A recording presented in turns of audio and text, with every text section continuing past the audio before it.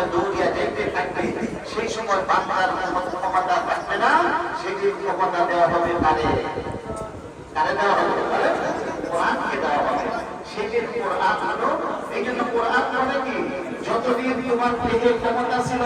যতদিন তোমার দেহে বল ছিল, যতদিন তোমার পাওয়ার ছিল,